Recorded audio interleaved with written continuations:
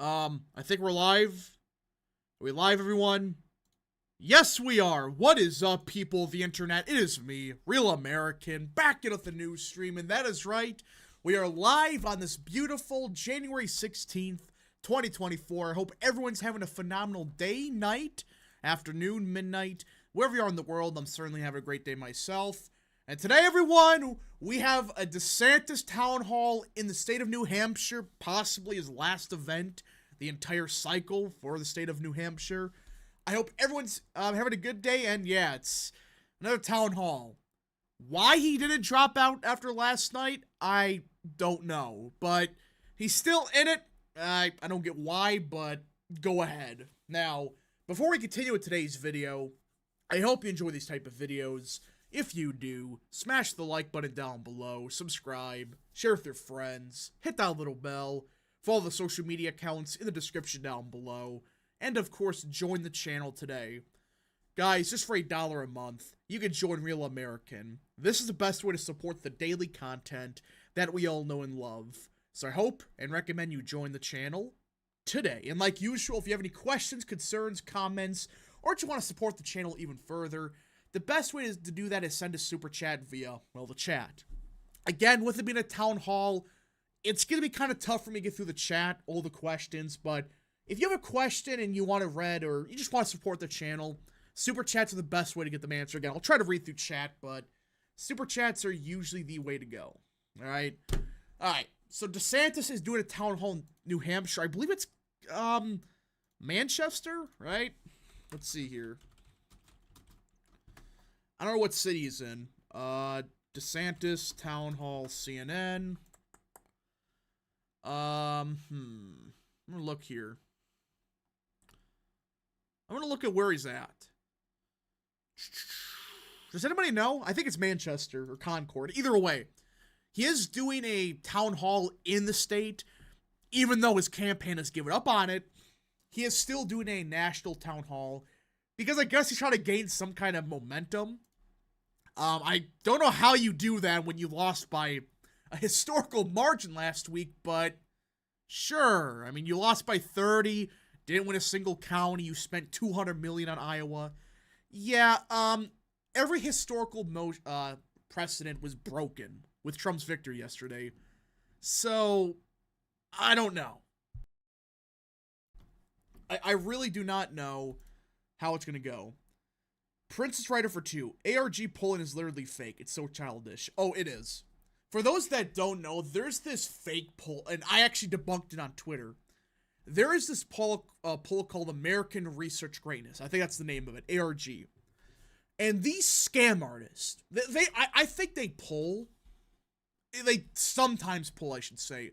But they are 100% faking what's happening with New Hampshire. Essentially, they're saying, oh, in a matter of 2 weeks, Trump went from winning men by 7 points to losing them by 12. And also women went from Haley +7 to Trump +10. And there's other stuff where they don't tell you who they polled, and then frickin' the electorate became more Republican, but it's swung Haley. And also, the polls release right after there's a new Trump poll. I'm not even kidding.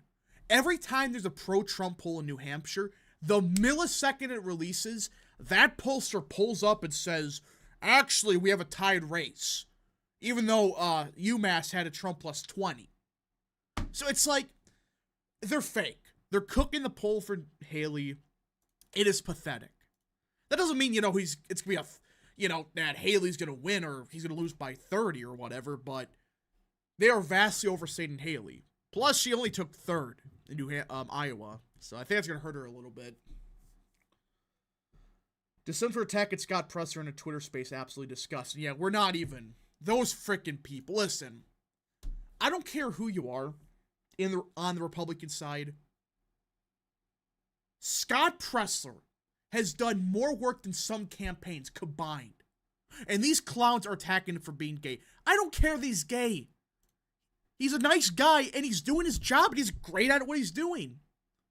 I'm sick of these scumbags, which, mind you, I believe the guy that said that, about Scott Presser, I believe he's gay, right?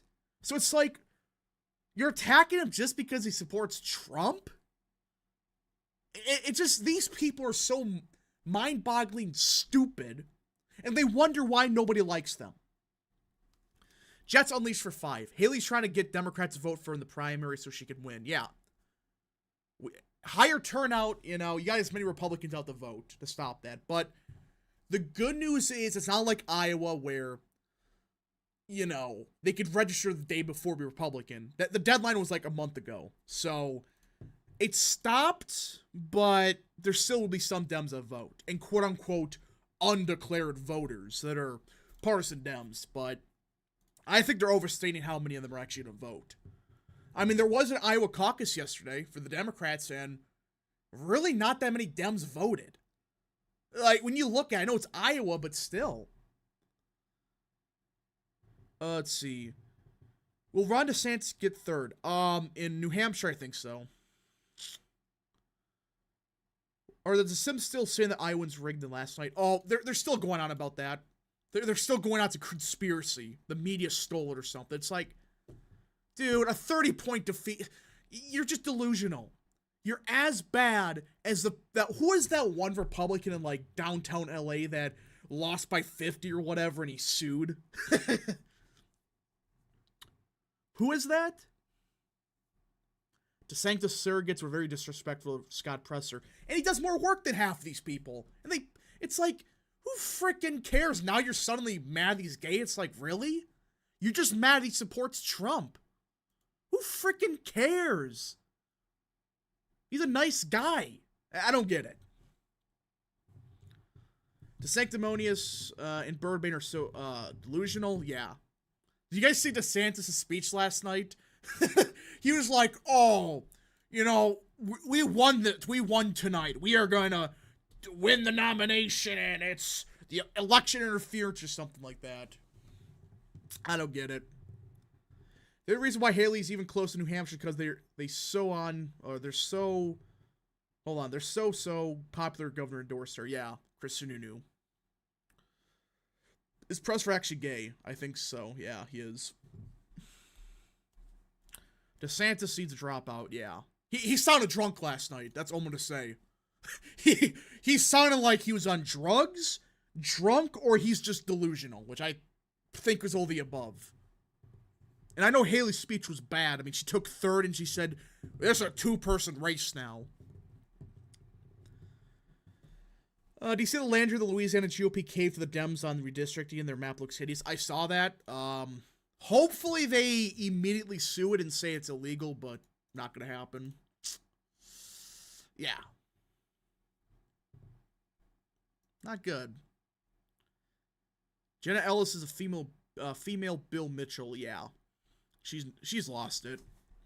I always knew she was a grifter, but I never thought it was that bad. It's Bill Mitchell levels of bad, even worse probably. Because at least she worked the Trump campaign. She was close to Trump. What are they saying about Presser? They're attacking him for being a Trump supporter. They're attacking for being gay. That's what they're doing. Sure, these are the electable people, everybody. This campaign will surely win 2024. Yeah, right. Do you see Ron DeSantis dropping out after New Hampshire? His campaign's ignoring it.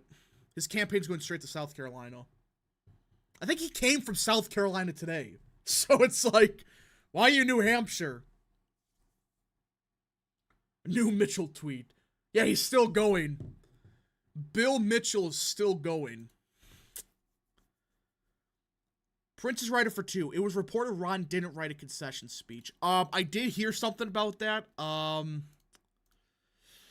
Yeah, I did hear that they were just that delusional. They actually thought it was going to be a close race. So, yeah. I don't know if that's true or not, but based on what he sounded like yesterday, I think they just are. They just lost all sense of reality that, no, you're not going to beat Trump. There's no secret data that shows you up over Orange Man. You're done. Hey, Rep, I'm going to have to disagree with you on Scott Presser. Yes, he has done a lot of important work, but he's consistently overpromised and underdelivered to the base. Well, no, he's just trying to get people excited to actually help him on stuff. It sucks we're underperforming, but it's not his fault. Rap, what does Vivek dropping out for the race means for Trump campaign? He consolidates the MAGA vote. DeSantis drops out if he gets crushed in South Carolina. I agree. If he gets crushed in South Carolina, yeah, it's not going to end pretty. Primary is over by South Carolina. If Haley loses, I heard it was more than 3 in New Hampshire. She's done. I think she loses by double digits, but I don't know. Vivek is campaigning with Trump, which I think is a good thing. Vivek's a good campaigner. Yeah, people say he only got 8%. Nobody knew who the hell this guy was a year ago. And the fact that he took 8th place over multiple former governors, multiple senators, a current governor, and a former vice president's impressive for a guy that's never held any political office and was unknown. It's not like Trump where everybody knew who Trump was before he ran. It was a legitimate nobody that just had a lot of money. Hell, more impressive than Bloomberg, who spent freaking $10 billion on his campaign. We love Burgum. Yeah, I heard Burgum's going to cabinet position. Energy, or Secretary of Energy, give it to him. Just give it to him. All right, the town hall is starting shortly. Vivek would make a good cabinet pick. I think he's going to get in the cabinet. Also, other people, so. Rand Paul's anti-Nikki statement will give Trump New Hampshire. Well, I think he was going to win it either way. But him getting involved, I think, is kind of big. $10 billion to get, like, 3rd. He didn't even get 3rd in most states. It was, like, 4th. Christie got less votes than other. Yeah, but there's people that are actively campaigning, so it's a little bit different. But, yeah, it's kind of funny that Christie took dead last, below other. Hey, Chip Soy and Thomas Massey. Hey. Binkley's the king of election Twitter. Can we get to the town hall already? I don't give a crap what this guy has to say. Zeller for VP, please get that man in executive position. I agree. Okay, here we go. Town hall. Woo! Okay. Thanks. How you doing? Thank Audio you. good? I think we're all good. Good to be here. Homelander. Thanks. Nice round of applause for you. Before we get to the folks in the audience, Governor, I want to ask a couple of questions about the results in Iowa last night. As I mentioned, you were the second-place finisher in the Iowa caucuses last night, but Donald Trump cruised to a historic victory. What can you do to stop him from scoring another big win here in New Hampshire next week? Oh, boy. Here we go. Well, look, I think that he was the former president of the United States. He's one of the most famous people that's ever been involved in American politics. And there's obviously a lot of Republicans that appreciated his policies, but you still had roughly half of the Iowa caucus goers that made another choice. And so that shows me, that tells me that there is an appetite for a different leader. And I think what I represent is somebody that has delivered on those key conservative policies that we've all been wanting to see in Washington, D.C. In Florida, think about what we've done with our taxes and budget. Massive tax cuts. Every year I've been governor, but budget surpluses, and we've paid down 25% of our state's total debt. That's all the debt we've had since statehood. I've knocked out 25% of it. Florida state government, lowest number of state employees per capita in the country.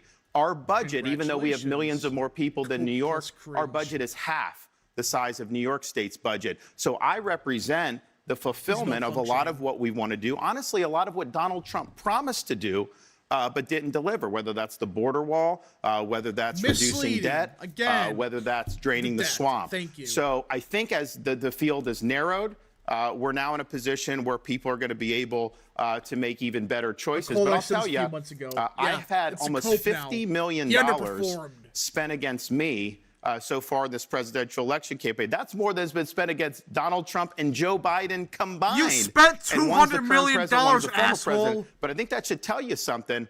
They don't do that unless they think you're a threat.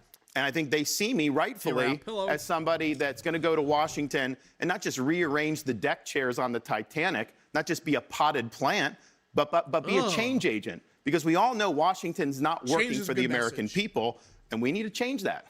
Governor, instead of flying directly here to New Hampshire right after the Iowa caucuses, you immediately went to South Carolina, which doesn't hold its primary, as you know, until the end of February.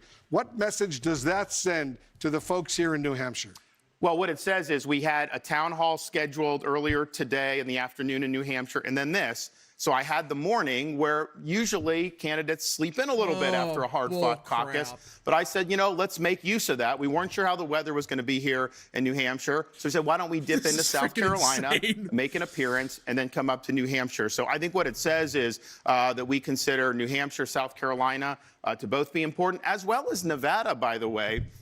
Nikki Haley, for example, she didn't even get on the Nevada caucus ballot. So she has 0 delegates out of Nevada. No matter what happens, I'm competing for delegates. And yes, the party went to a caucus to try to rig it for Trump. But, you know, as Republicans, it's not always going to be fair for us. You got to be willing to fight in all these situations. So we're doing that. So I think all 3 of those states are all going to happen over the next 6 weeks. And I think that'll be really, really important. But clearly, the tradition here with First in the Nation, I think is something that's very significant. I agreed to do a debate with WMUR and ABC on Thursday and with CNN on Sunday. I'm the only candidate that actually agreed to come to New Hampshire to debate. And what does that say? We have 4 candidates for president now: Joe Biden, Donald Trump, Nikki Haley, and me. I'm the only one who's not running a basement campaign at this point. You deserve as a voter to have the candidates come up, answer your questions in forums like this, have somebody like Wolf moderate a debate where you go back and forth. And I think we've gone away from, and obviously Donald Trump didn't debate the whole time, we've gone away from, he's up by 40. Hey, let people make these decisions, to almost like, you know, just let the media coverage determine what's going on. I don't think that's what we want in a Republican form of government. Governor. Okay, I'll get to the super chats in a minute. I want to turn to our voters now who are here with us in the audience. I want you to meet Caleb Lombard. He's a college student here in New Hampshire who's originally from Hingham, Massachusetts. He's an undeclared voter who says he is currently undecided. Caleb, go ahead. President Trump has a lot of ads highlighting your endorsement of Trump years earlier. How have you changed since then to become a better candidate for president than Trump and the others? Well, Caleb, thanks for that. You know, it's interesting. Look, I'm a Republican. I know 2016 Trump was controversial, but I looked at it, I was like, you know, with Hillary, we're not going to get anything I believe in. With Trump, even though he had a liberal past, I was like, you know, maybe we can get some good stuff. That and his credit, he did have some good policies. And I support him, of course, for re-election in 2020, even though we had disagreements. For example, I disagreed with him turning over the government to Dr. Anthony Fauci during COVID. That created huge problems for this country. And Donald Trump and Dr. Fauci plunged our nation into a lockdown. We in Florida dragged this country out of lockdown. We made sure schools were open. We made sure businesses were open. We opposed any type of forced COVID vaxes. And so those are just big-time differences. Get up his tweets about Fauci. You know, Donald Trump did not fire Dr. Fauci, of course. I know most Republicans think that should have happened. And his explanation was that, well, the media and the left would have gotten upset at him, which is absolutely true. But you know what? As a leader, you got to be willing to stand in there, do what's right, and take the heat. I can tell you, when we were fighting in Florida in those early days to have schools open, have businesses open, all that, I was getting an immense amount of pressure from the media, attacked by the left, even by people in my own party. I had a lot of supporters of mine that said, you need to reverse course because they are filleting you, and your political career isn't going to be long for this world. But you know what?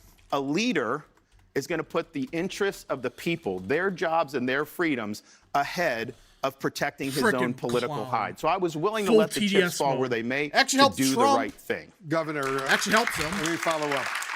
Helps Trump with the anti-Trump. Earlier today, Governor Haley spoke to our Dana Bash here on CNN in New Hampshire today and said this about you. This is what Governor Haley said. He is not my concern. I'm going after Trump. What do you say to her? So she said, and her campaign said, that there's only 2 tickets out of Iowa, that the top 2 out of Iowa would be viable, and that she would finish at least second, and then that would be the race. That's a good. Well, guess what happened? Even though she spent 100% of her money attacking me and not 1 red cent attacking Donald Trump, and I faced almost $50 million in total. You spent $200 million, jackass. And she did not. And that's just the reality. And here's the thing. in Iowa, you can actually show up as a Democrat on the day of the caucus, change your registration, and then participate in the Republican caucus. You should not be allowed in New to do that. Hampshire, you can't do that. If you're a declared Democrat, then you can't vote in the primary. So she was relying on her support for a lot of these Democrats changing their registration on the day of the caucus. And here's the thing. In Florida, I want a lot more Democrats than previous governors have been able to do. I think it's great in a general election to build the Big Tent, but to win a Republican primary, you can't rely on Democrats coming in and changing their registration. You got to be able to win core Republicans. You got to be able to win conservatives. And she cannot do that. You look at a lot of those folks, because I spoke at these caucuses. I spoke at 2 caucus sites. You know, a lot of the Trump voters were coming up to me saying, you know what, I'm for you in 28, or I love what you're doing. Like they know that I have a great record. None of them like Nikki Haley because they don't think she shares her values. So she does not have the ability DeSantis to build the type of coalition that you need to win a super Republican PAC, primary, period, much less take on Donald Trump. Governor, I want to go to Christina McKillop. She works at a software company and is the mother of a U.S. Army soldier. She's a Republican from Ware, New Hampshire, who says she's undecided. Christina, go ahead. Undecided. The federal debt recently topped a staggering $34 trillion. Here we go. Washington's spending as if there are unlimited resources, which places our future and that of future generations at risk. What would you do if elected to bring federal spending back in control? And are you willing to make balanced budgeting mandatory within your administration? Well, thanks for that. And thanks for what your son's doing, Christina. We really appreciate it. I tell you, as Commander-in-Chief, it'll be very meaningful to me. And I will have his back. Look, this is a problem. We have to be honest as Republicans. It has not just been the Democrats. Both parties have spent and borrowed and printed money, particularly since COVID. They went on a massive printing and spending binge. And so you need a president that's going to go up there and is going to be a force for more restrained spending. That means you got to be willing to use your veto pen to veto some of these grotesque spending bills. In Florida, I vetoed, I have a line item veto, which I'll get to in a minute because I think that'd be good for the president. I vetoed 3% of the budget in 1 year. That's part of the reason we're able to pay down debt in the state of Florida. So you have to do that, but it requires leadership. Yeah, he is. You got to set priorities. I do think we should have a balanced budget requirement in the United States Constitution. I know they've come close to passing that, but here's why it's good. In Florida, we have it. I think we have it in New Hampshire. You go into a legislative session, it's not even a question you're going to balance the budget. So you have to make choices. You're forced to make choices. Now, it's always in their political interest, the members of Congress, to charge it on the credit card. Because if they reduce spending, some people wouldn't like that. And so you have to do that. So I'm in favor of a balanced budget amendment through the states, because I don't know if Congress would do it. I'm also in favor of term limits for members of Congress, because their number one priority is to stay in office for 30, 40 years. That's not the right incentive. And I do think the president should have a line item veto. That means you can have a budget bill on your desk, and you can veto individual pork barrel items or any item you want without having to veto the entire spending bill. Right now, they pass these massive spending bills. The president's choice is to fund nothing or to fund everything. I don't want your money going overseas to do things like promote transgenderism in Bangladesh, and yet that has happened with your tax dollars, and it's wrong, and we need to put a stop to it. Governor, Trump equals socialism. Earlier today, a bipartisan group of lawmakers unveiled, I don't know if you heard about this, a $78 billion bill to expand the child tax credit for low-income families in exchange for business tax breaks favored by Republicans. During CNN's debate last week, you said, and I'm quoting you now, Republicans need to do a better job lifting up folks who are having children. Given that, Governor, do you support this deal? I don't know the details of it, but let me tell you this. And this is from me talking with people in New Hampshire, Iowa, South Carolina, all around the country. The American dream is slipping away from people in this country because nothing's handed to you. That's never what America's been about. But there are people that are working hard, getting the most out of their God-given ability, doing everything they can to put food on the table to raise their families, and they're falling further and further behind. And I think for this country to work, when you're willing to work hard and you're doing all the right things, you got to be able to get ahead. And so part of that is the inflation that we've seen with the reckless spending, the rise in interest rates, I think government's role. So in Florida, we've taken steps to help families. For example, we eliminated all sales tax on every baby item. So you're raising babies tax-free in the state of Florida. No tax on diapers, wipes, cribs, strollers, none of that. You know, we have a 7-year-old, a 5-year-old, and a 3-year-old. I signed the permanent repeal last spring. By that time, our 3-year-old was out of diapers, and I was very happy that I did this. My wife kind of deadpanned to me and saying, why didn't you sign that your first year in office when our kids were in diapers? Because we would have saved a lot of money. So I can't speak to the specifics of that deal, but I do think my view on economics is going to be hard work has to pay off in this country. And if we can get that where people are getting ahead, we're going to be able to reinvigorate the American dream. Governor, I want you to meet Ben Kinairi. He's an attorney from Bow, New Hampshire. He's a Republican who is currently undecided. Go ahead, Ben. Governor DeSantis, by some accounts, we have over 20 million people in this country illegally. What is your plan for dealing with deporting, making citizens of, or other avenue of dealing with the people who currently are held in limbo as to their status in the United States? That's really thanks for that question, Ben. And this has been a problem that's compounded for decades. And so here's my policy. One, the number of people that will be amnestied is 0. We cannot do an amnesty in this country. That will just invite more people to come illegally. We saw that in '86 when they did that. It didn't work. We are going to deport people who are here illegally, and we'll do that through routine interior enforcement. We're also going to do it by empowering states to enforce immigration law. Someone comes across the border in Texas or from Canada and New Hampshire, for that matter, why shouldn't the state authorities or the local sheriff be able to just deport them back across the border? Instead, they come in, they get turned over to Border Patrol. They get a sheet of paper saying, come back for a hearing in 2 years. That is not a deterrent. So, yes, I support a border wall, but if you don't have interior enforcement, you're going to continue to have this problem. So we are going to do that, and we are going to make sure the rule of law prevails.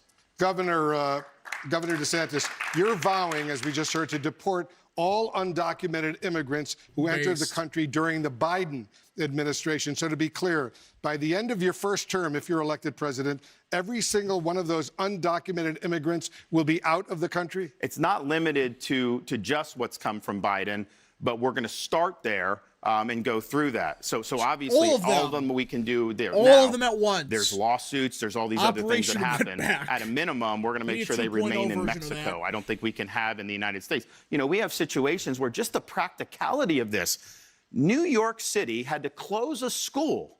You literally have kids told, don't go to school because they commandeered the school to be able to house illegal aliens. Talk about putting the American people last. That is not what you want to do. So I don't think we can just have, and if you think about rent prices and housing prices, we don't have enough construction in this country as is. So you have millions more people coming in. That puts us that puts the screws on the housing. So you have to enforce the law. We're going to definitely start with those Biden folks because I think it was reckless that he let all these people in illegally. And you know what? What did I just hear? It's not just people coming from Mexico or Central America. Deaf? Yes, there's a lot from Central America. They're from over 100 different countries. China, Middle Eastern countries, Russia. And you know what a lot of it is? China to military-age males.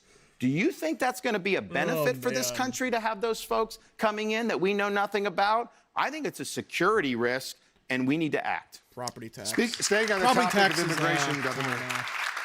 Staying on the topic of immigration, I want you to meet Jeff Willicott. He's a business consultant to technology companies from Ringe, New Hampshire, who briefly ran for the U.S. Senate as an independent back in 2022. He's an undeclared voter who says he's leaning towards supporting Nikki Haley. Jeff, go ahead. Go away.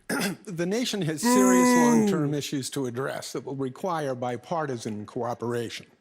How do tactics such as rounding up illegal immigrants and shipping them to Martha's Vineyard bring the nation together to discuss comprehensive immigration reform? Yeah, bullshit. Wasn't that little more than a cheap political stunt pandering to one side? Well, thanks for that, Jeff. Actually, if you think about it, you go back to September of 2022, how was the border being treated? It was not a front burner issue. The problems were real, but it wasn't getting the type of scrutiny that it needed. Doing the Martha's Vineyard, and by the way, they said they were a sanctuary jurisdiction. They said all people are welcome, whether they're legal or not. These border towns in Texas are getting thousands and thousands. Martha's Vineyard couldn't even handle 50. And so I think that was an example of them wanting to impose a certain worldview of open borders on the rest of the country, but not willing to be able to do it. But this was something that the media really globbed onto. So it ended up raising the temperature on this, and now you have this being discussed everywhere. So I don't think it was cheap at all. I think it was designed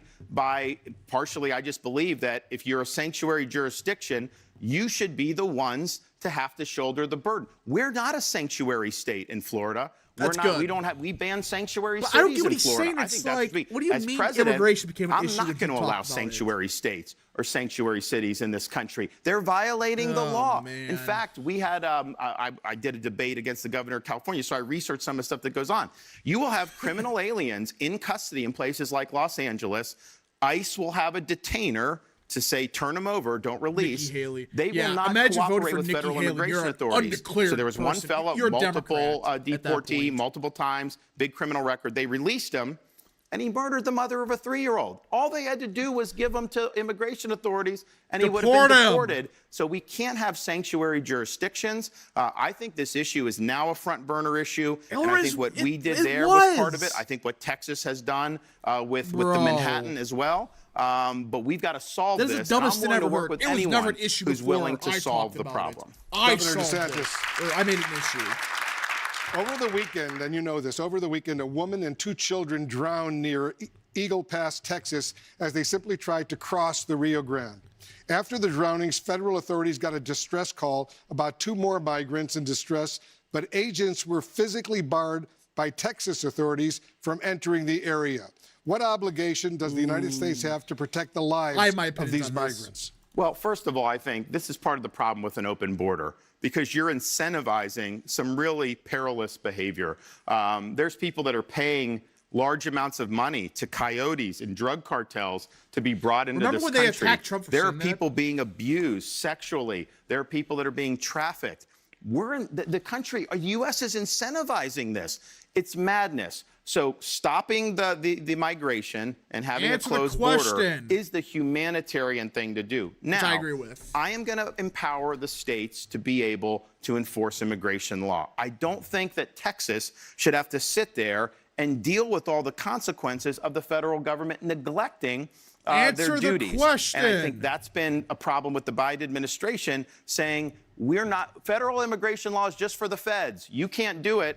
But they're not doing it. So what? We're just supposed to let this happen? So we're going to work together with the states and the local sheriffs. So you're not going to have these conflicts like that exist right now between Biden and Texas, or between Biden and local sheriffs in places down in Texas. What should we do about these people? I got a question, and Graham, go back up there. I just want to make a Graham Paget into this conversation. He plays hockey here at New England College and is originally from St. Charles, Illinois. He's an undeclared voter who says he is intrigued by Illinois. In the I'm primary. undeclared. Go ahead with your question, Graham. Thank you. Sure. I'm relatively new to politics, but this past administration has made me much more aware. What are some policies that you were looking to implement that will make it easier for a young person like me to transition into the world financially? Well, Graham, thanks for the question. And, I was born and raised in Florida, so I grew up playing baseball. But where I grew up in the Tampa Bay area, people are now crazy about hockey because the Lightning have been so good over many, many years. And it's good to have your question. Incidentally, there aren't very many Floridians who come north in January. Usually the north comes down to my state. I got negative temperatures in Iowa, and this isn't quite as cold, but there's a lot of snow and everything. And I think my blood is starting to get a little bit thicker having done all this. So here's a couple things. One, when I've talked to young people, particularly young families, they can't afford things like buying a new home right now. Interest rates have gone up. We've had inflation. The average monthly mortgage payment of an average price home today is probably about twice as much as it would have been 5 years ago. People aren't making twice as much money as they were 5 years ago. So we're going to get inflation down, and we're going to get interest rates down. And I think that's going to be really, really important. The other thing that we're going to do is We're going to provide help with the student loans, but not the way the Democrats want. I think it's wrong that taxpayers would have to pick up the burden on somebody's student loan. There's so many other problems. You made the decision to do it. To say that a truck driver should have to pay off the loan of somebody that has a degree in zombie studies, no, we're not going to do that. However, the universities have facilitated a lot of the debt because they're happy if you're going 6 years to get a 4-year degree because you get more loans. They can do it. They grow their administrative budgets. So we're going to have the universities be responsible for backing the student loans. Yeah. What that's going to do, that's going to change the incentives. Universities are going to have an incentive to graduate people on time or even early and to get them in programs that they're going to be gainfully employed. So you're going to have less zombie studies. You're going to have more engineering. You're going to have more things that are practical. And I would say this, too. That's a new meme. That has to be. And there's obviously some great colleges in New England, but a degree from a 4-year brick and Ivy university is one way you can be successful. It is not the only way. And we need to tell young people that there are multiple pathways, including workforce education and the skilled trades. And if you look, what we've done in Florida, we've increased apprenticeships. We've doubled the number of apprenticeships. We're increasing certifications out of high school. You can get certified in aviation mechanics. You can get certified in welding, HVAC, electrical, all these things. I'm not surprised There's a demand for this. You have zero debt, you go into the workforce, and what we find is, because our state's growing, some of these folks, they work for a few years, and then they start their own businesses. So there's great opportunities for entrepreneurship. I was told when I was growing up, if you don't get that college degree, you're not going to be successful. That really isn't true. So let's have a more balanced approach. Let's understand that these skilled trades provide great opportunities for young people, and it's also important for our economy. I want a better industrial base in this country. I want more manufacturing. We've increased manufacturing jobs in Florida by 100,000 since I've been there. Let's do that across this country. Governor, we're only just getting started. We'll be right back with more from Republican presidential candidate Ron DeSantis. That, yeesh. Okay, first segment's done. That was bad. In my opinion, I don't think that was good. Rate DeSantis. DeSantis's town hall. A/B, C, D, F. Okay, let's see the super chats I gotta catch up on. I'm sorry about that. I just wanted to listen to him because it is DeSantis after all. Fan funding, let's see. Real Texan politics for 5. Funny talk about Florida successes when his party just lost a seat he carried by double digits. Yeah, but, and I know people are going to suddenly not talk about it because Republicans did outperform Trump, which now somehow that means it's Trump's fault. I don't freaking know, but yeah, he should be focused in Florida. He should be done. Caleb Arbor for 2. Thoughts on Peter Zeilen and his election predictions? I don't know who that is. I honestly have no clue who that is. Real Texas politics for 5. DeSantis is definitely going to contest the convention at this point. How can he? If Trump got like 2,000 delegates or whatever, or 3,000 or whatever, how can you stand up to him? I don't know. I don't know. Alex Erlon, that political guy for 5. When will the last politician born in the 1900s be elected? Well, I'm guessing probably sometime in the late, probably like 2080 or something. I don't know.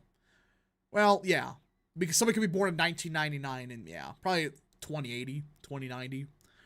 Alex Tarisco for 5. Why has MAGA made Ron DeSantis out to be Clinton? He's America's best governor and it's not even close. If Ron DeSantis is a good guy, then no one is. Well, like most people, again, I put myself in this category that actually think for themselves. Which is, again, it's like 99% of the party. You got like 1% are schizophrenic, but the reason people are not happy with DeSantis, and we're not saying he's a bad governor. Most people say he's a great governor. But there's one of 3 things. 1, it's not his time. It clearly shows his campaign stunk. 2, Ron DeSantis, he's trying to be like, Trump without the Trump in him. You know what I'm saying? He's trying to be Trump without Trump. There's a multitude of reasons of why people are disappointed. They're like, I like him, but we still got Trump. We got the real deal. And DeSantis has just not had a good campaign. So, oh, we got breaking news. Ted Cruz has just endorsed Donald Trump for president of the United States. I am not surprised. Not surprised at all. But yeah, Ted Cruz has officially endorsed him. So, let's see. The sanctimonious is a delusional traitor. That's why. You could say that. Raph, did you know that Haley's pro-illegal immigration? Yeah, she's said what Jeb Bush said in 2016. Oh, you can't be tough on them. You know, you have foul language you talk about. It's like, bro. Ted Cruz plays poker. He's pretty cool, yeah. It's not his time as a cop-out answer. Well, no. Trump is running one last time. It's like, you know, would you want to divide the party when still the vast majority wants Trump? And we now know he's not ready. He's demonstrated he cannot run a campaign. Maybe he can learn, but I don't know. How about them Cowboys? Again, I want the Packers to win every time, but I really didn't care if we lost. I like Jordan Love's development, but I'm happy that we won, especially against the Cowboys. All right, back to the town hall.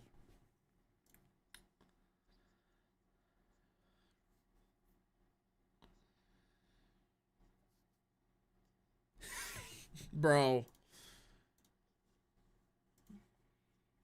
Friggin' nut job.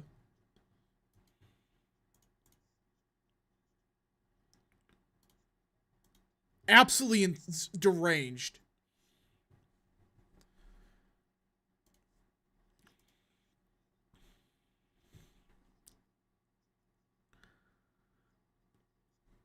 That entire case is a joke. Oh, I'm sorry, it's muted. And indeed sorry. across the country. So we have a choice as Republicans. What do we want the 2024 election to be about? I'm sorry about that. And with He's me as asking your about the court nominee, stuff. it'll be I'm about sorry. holding Biden accountable on the economy, on the border, on crime, on the problems internationally, on the growth of government and the bureaucracy, bringing accountability for COVID, ending weaponization of federal agencies, and then offering a way where we can restore the American dream and get the nation's fiscal in order. I think we win if that's how the debate is. If Donald Trump is the nominee, the election will revolve around all these legal issues, his trials, perhaps convictions if he goes to trial and loses there, and about things like January 6th.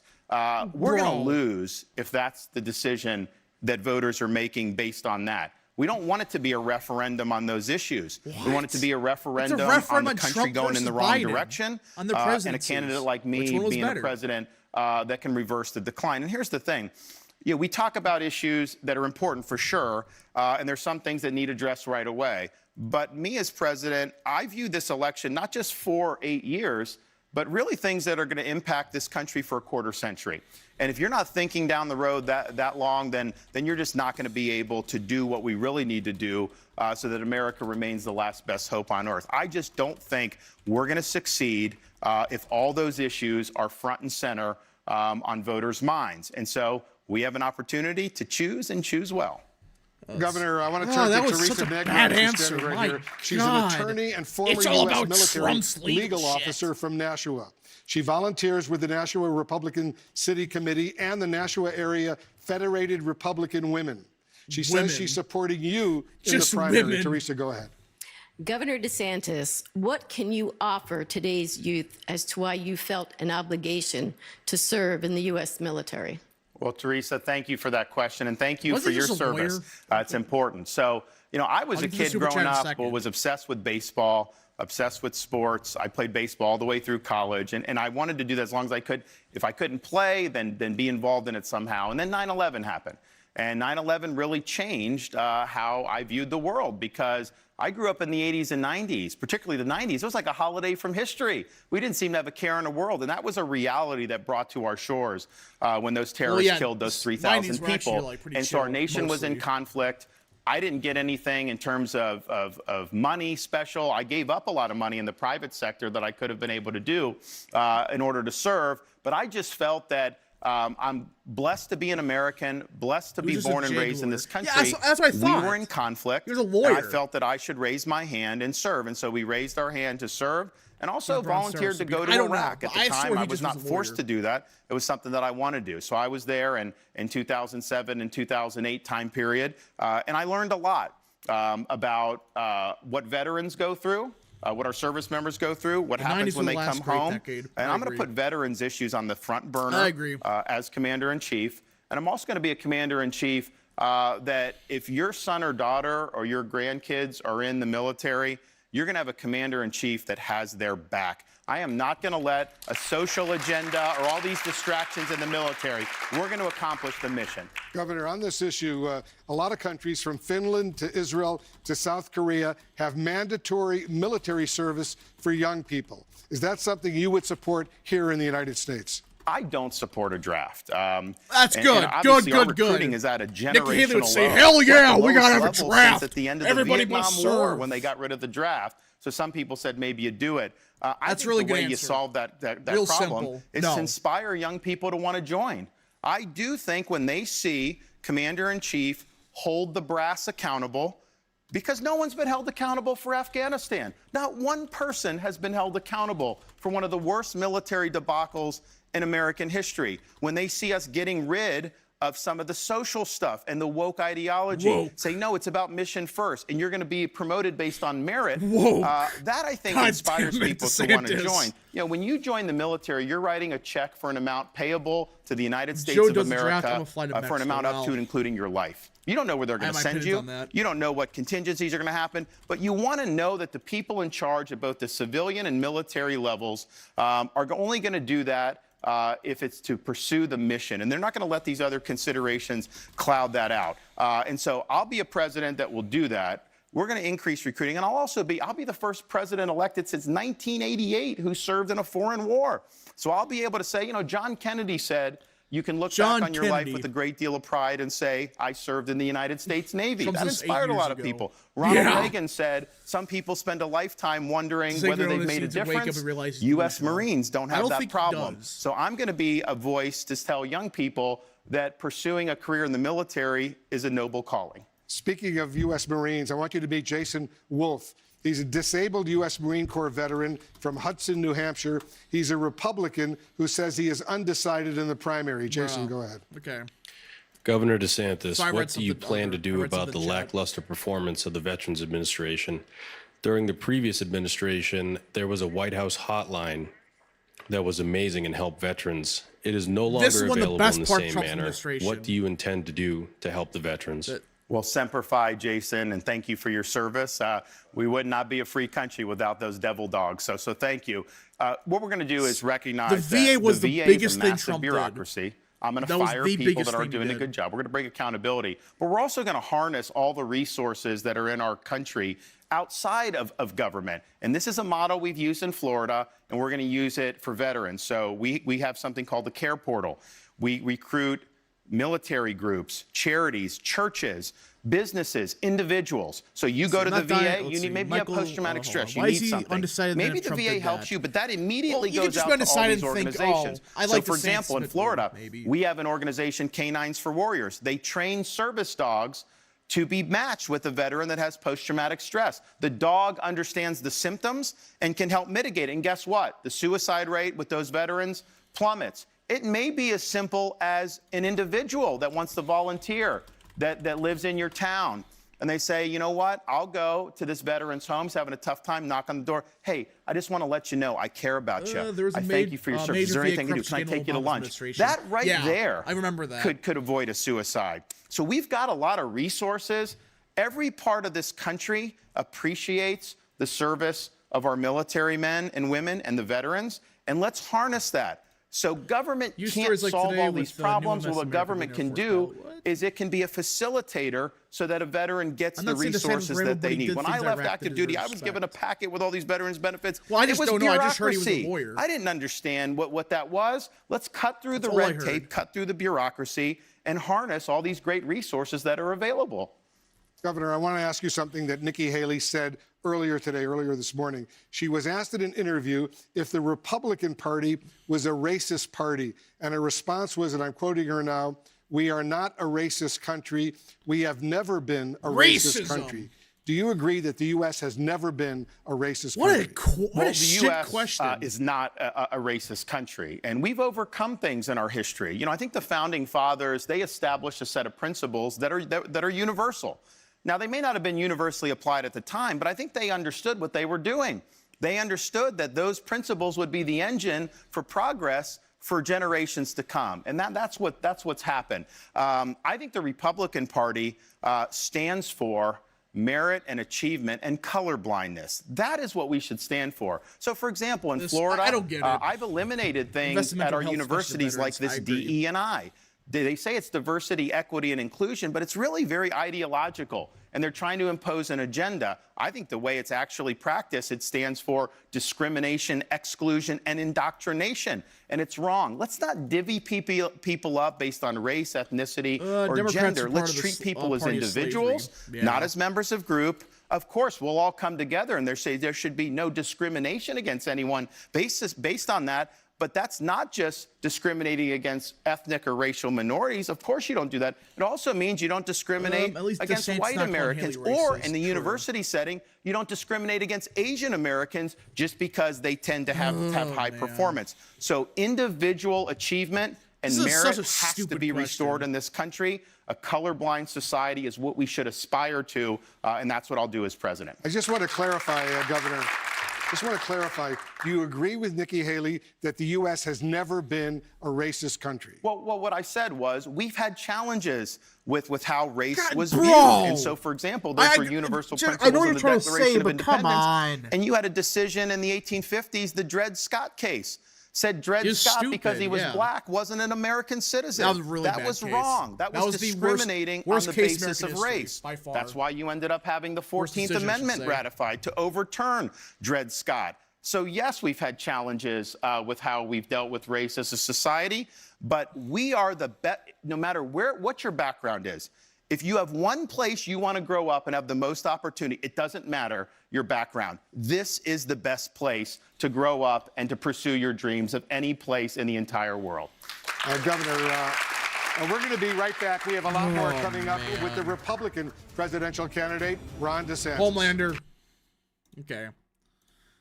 Empty answers. It's just bad. All right, we got a super chat by, let's see here. Christopher Laurie for 5. Haley won all the Liberals area of Iowa last night. If that doesn't prove she isn't conservative, I don't know what will. Yeah. The precinct map. Haley's, got no votes from the conservative parts of the state. All her votes came from liberal areas. What does that tell you about her? What? What does that tell you about her when she had no votes from the rural parts of the state, but at the university she got 80% of the vote? So I was in the background while listening to that god-awful town hall, which is still going. I was reading to DeSantis' history on COVID, and let me tell you, he's so full of it. But yeah.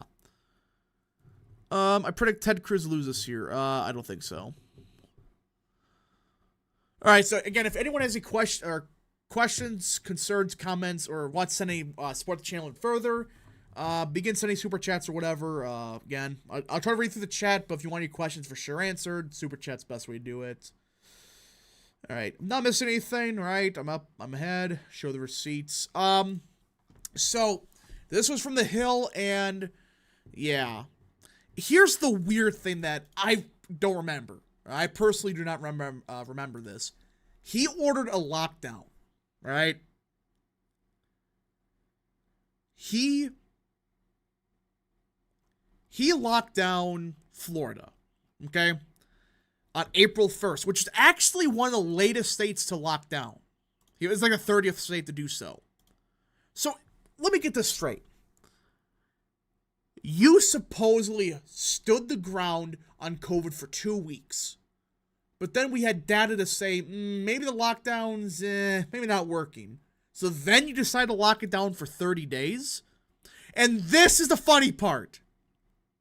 When they reopen or begin to lift the lockdowns on April 29th, 2020, this is what it says.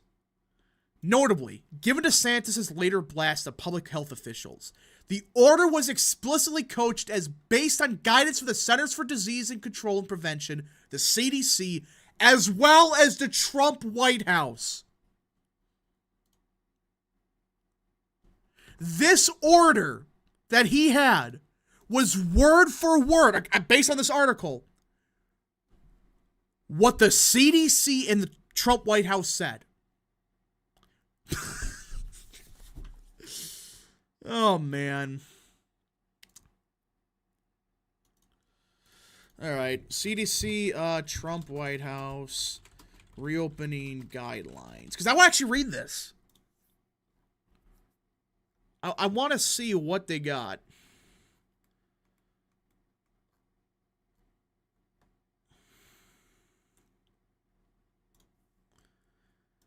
Again, no one should have locked down, but he word for word did what the Trump White House did.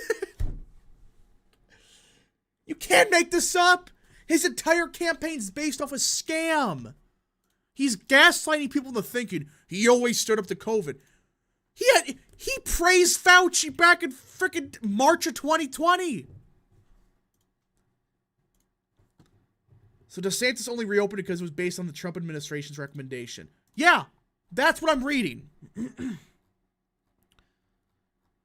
Let's see here. This is word for word. Oh, man.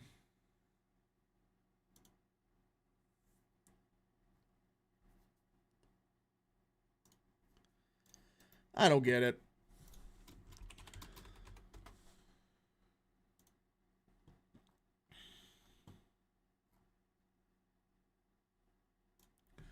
Yeah, right here.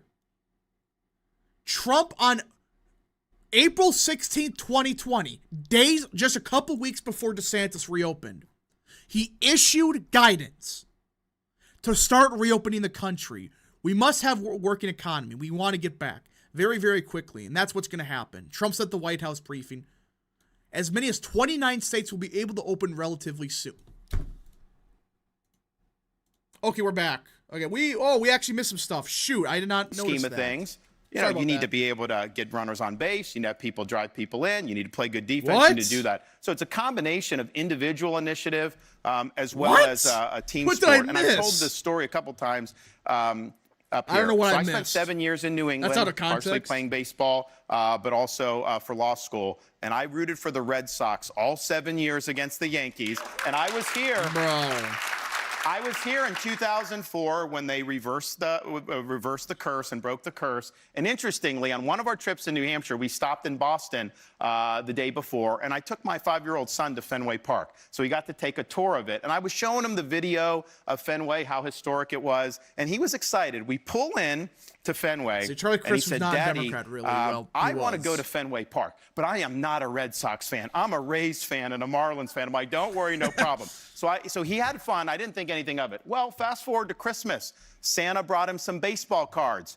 He's opening up the baseball cards. Any Marlin, he put in a special stack. Any Tampa Bay Ray, he put in a special stack. When he got to the Red Sox players, he included the Red Sox players in his special stack. That was not prompting from his dad. So it just shows you these formative experiences with things like baseball. He saw that green monster. He got to walk on Fenway Park. Now he sees the Red Sox, and it's something that he likes. So maybe we got another Red Sox fan down in Florida for y'all up here in Red Sox Nation. The election's over. Nice story. Yeah. I want you to meet His Andrew story's Dow. like, screw you. He's a retired U.S. Army officer and freelance photographer from Farmington, New Hampshire. He's an undeclared voter who says he's going to support Donald Trump in the primary. Andrew. First of all, I'd like to thank you for your service. You and I served at the same time in Iraq together. This is rare. This question I would ask for any candidate. As a combat veteran and a military officer, I worry about our veterans and the things that are going on in the world today. Are we ever going to deal directly with Iran? If you are elected president, Do you go for the head of the snake, or are you a rub-the-belly diplomat? Well, Andrew, thanks for that question. And where were you? What part of Iraq were you in? I was in Baghdad. Okay. Yeah, we were in Fallujah and Al Anbar in that area. But thank you for your service, and I appreciate it. So here's what we're going to do with Iran. We're going to understand they are the root of the terrorism throughout the Middle East. This is a country from the time the Ayatollah took power in 1979 has viewed America as the great Satan.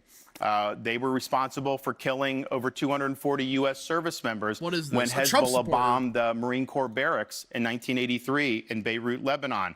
They financed that and orchestrated it. When I was serving in Iraq, and you probably saw this too, a lot of our combat deaths were at the hands of Iranian-backed Shia militias. They were responsible for killing hundreds of our troops, maybe even over 1,000. So that's personal to me because I remember that. The way you deal with Iran is you turn the financial screws on them. You deny them money going into the regime. Biden relaxed sanctions on Iran. Why would you do that? They're going to take that money and they're going to use it for nefarious purposes. So we're going to use every tool at our disposal to deprive the regime of resources, starve them of money, so that they're not able to foment jihad throughout the Middle East. Governor, I want you to meet Lisa Moran. She's the co-founder of a mental health counseling agency from Nashua. She's an undeclared voter who says she is leaning towards supporting Nikki Haley. Lisa, go ahead. Of course. Thank you. Undeclared, Our mental health system Haley. is broken and relies heavily on underperforming nonprofits who lack the skills and resources to execute effective care. As president, how would you support the expansion of the small business mental health sector in executing mental health services that the government typically awards to nonprofit institutions? Well, thanks for that question. Do you have any recommendations on that since you're involved in it? Anything you can give us. Okay. Well, I think it's important. I mean, talking to voters, obviously the border, economy, anyone. Women. The one thing that doesn't get as much play with media or polling is mental health. Every corner of this country, people are concerned with mental health. So this is not just a local problem or a state problem. It is a national problem. And I think there's a lot of different iterations to it. We've done a lot to help kids in school in Florida. I've spoken about the need to help veterans because they have obviously significant issues, but it extends broader than that. So we want to be a good partner with state and local communities. As president, I understand that this is a national priority. I understand that this is something that's impacting communities in every corner of the United States of America. Governor, we have more coming up, but we are going to take a quick break right now. Much more with the Republican. Not that good of a not a good segment. Not that good. Really lame. Really lame. Believe polling, get this. You're down 40 points, drop out. Yeah, you should. I mean, it's unbelievable that he says polling and it doesn't get enough noise from polling. If you believe the polling now, drop out. We're a fan of every sports team. He is a race. Let's see. Bucks, Red Sox, Lightning, Florida State University, University of Florida, Iowa State fan. Yeah, it's every fan. He's a fan of every sports team in existence, all right? Conveniently only teams that are in states he has to win for the primary. That's very, very oddly specific. I wonder why that is.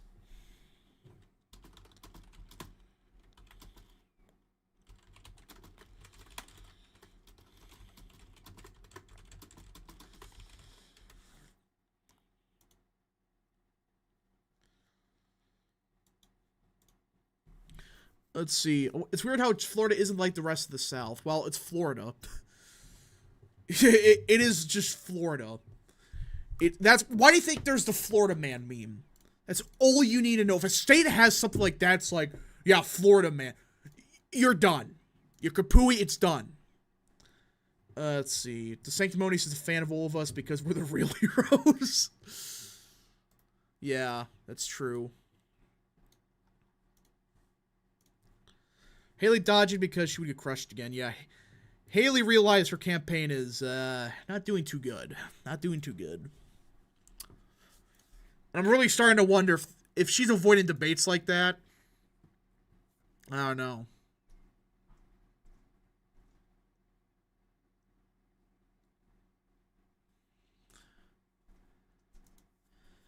North Florida equals South. South Florida equals Cuba, but rich. Yeah, that's Florida in a nutshell. The more north you go, the more south you become. Or no, it's more north you go, it's more south it gets, I should say. DeSantis is the opposite of Florida, man. That's real.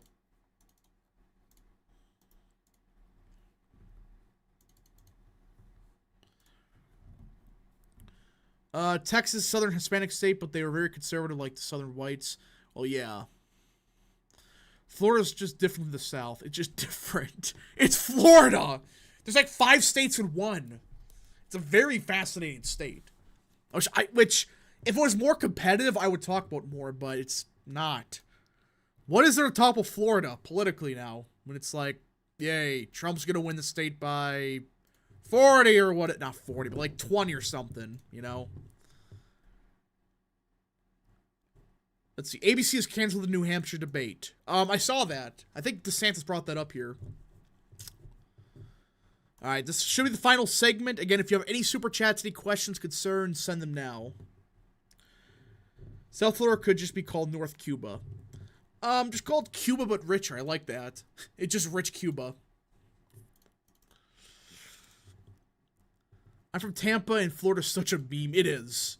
It's 5 states in one. I don't know how it works, but hey, there's 5 states in one, basically. You got the Panhandle, you got Miami-Dade, you got Tampa Bay, Jacksonville. They're all, like, very distinct, you know? Orlando. Like, they're not all the carbon copy cities. They're completely different. All right, here we go. Final segment of this terrible town hall. Woo, yay. Florida man.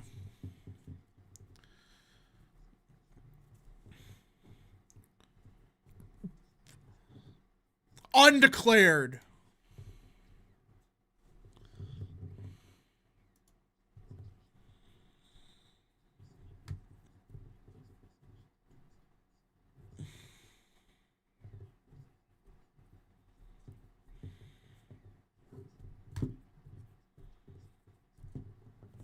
Wait, what? It's muted. Shoot. Thoughtful policy I'm sorry. conversations. I'm sorry. Even in such a polarized political environment. Well, I did that again. That's happening there. I'm sorry. Back in the day, I played baseball. We went up to Dartmouth. It's interesting from Connecticut up there. It's a lot colder when you get up to Hanover. That's for sure. I actually but clicked I'm glad to hear mute. that. I'm Look, sorry. We have got to start being able to have conversations and disagreeing without hating each other.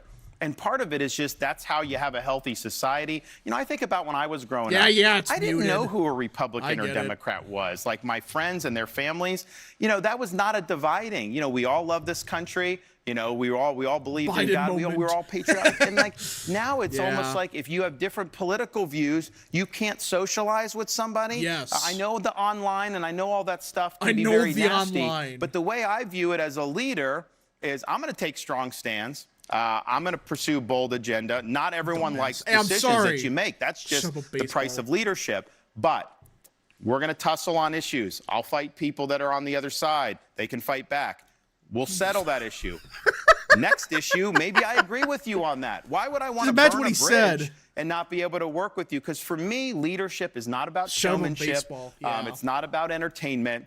It's about producing results. No, as president, I will put a vision for this country. I will work on executing this vision and making our country freer and more prosperous. And if you care about anything else other than that, then you're in the wrong line of work. So yes, you know, we have way more things that unite us than divide us. I think the divisions get brought to the surface so much. And part of it is I don't take the politics personally. People attack me. That's just the price of cost of doing business. I expect that. You know, people sling arrows, that's fine. You know, we go a year from now, you slung arrows at me, but if we're going to work together, I'll do it because my responsibility is to the people. It's not about myself. Governor, I want to bring in Brian Henschke. He's a Online sales engineer and former talk show host. That's what he said. From Merrimack. He's an undeclared voter who says he's supporting you in the primary. Brian, go ahead. Undeclared. Thanks for taking my question, Governor. So my name's Brian Henschke. Sorry, I didn't mean to say that. During this campaign, you've been asked many many questions Cringe by just for voters the, and for the media. Homelander So my look. question for you is, That was what's a awful. question that you have never been asked? You've been through so many different debates, so many questions, a lot of stuff. So, I've been to a few of your events, so I'd love to hear you say something new that you've never said before. So what's a question you have never been asked during this presidential campaign that you wish that you had been asked? Thank you. Well, that's a good question, Brian. So thank you. Thank you for your support. So You're the I had a real debate hero. with the governor of California, Gavin Newsom, a couple months ago. And one of the points of contention that came up was Florida, what we did with respect to Special Olympics and having the athletes be able to compete. And it didn't really get resolved. People didn't necessarily know. And I've never actually been asked to kind of clear the air on that. And here's what's happened. I think it shows the type of leader I am. In Florida, we saw the COVID stuff being used to deprive people of their rights, and we took a stand against that.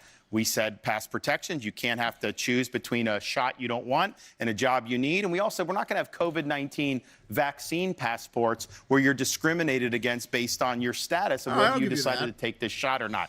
Well, we hosted the Special Olympics one year. And lo and behold, the international bureaucracy that oversees that imposed a COVID vax mandate on the athletes. Freaking nut jobs. Well, one, that violated Florida law. But two, I had families frantically coming to our office saying that their kids are not going to be able to participate in this. And that was wrong. So we said, we're going to enforce the law against you if you discriminate against these athletes. Like, really? And we ended up getting all the athletes that wanted to be able to compete. And that had a huge impact on people's lives. This summer, I'm walking around the Iowa State Fair, and I get a big hug from a family because we made sure their son, who had unique abilities, was able to compete in the Special Olympics. That is how you use your position of authority to ensure that people are able to realize their dreams. They wanted to exclude those people based on these ridiculous mandates. I stood up and said, no, not on my watch. Everybody gets to compete. Unique abilities. We want to say thank you to Governor DeSantis. All right, the town and hall's thank you to over. you in our audience here at New England. All right. Please make It's done. Did I just hear that at the end?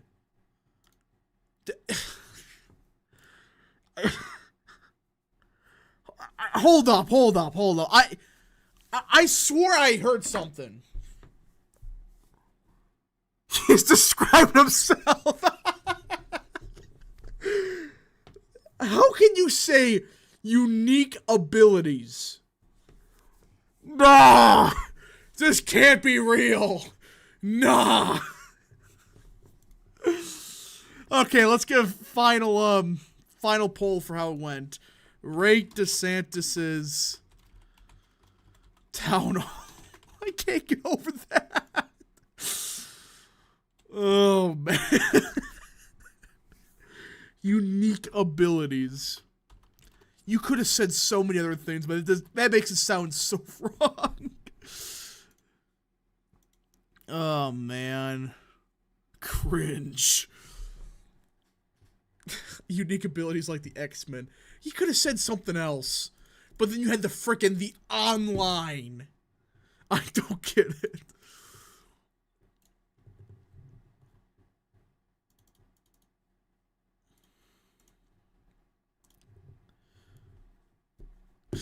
I just don't get it. How can you say that?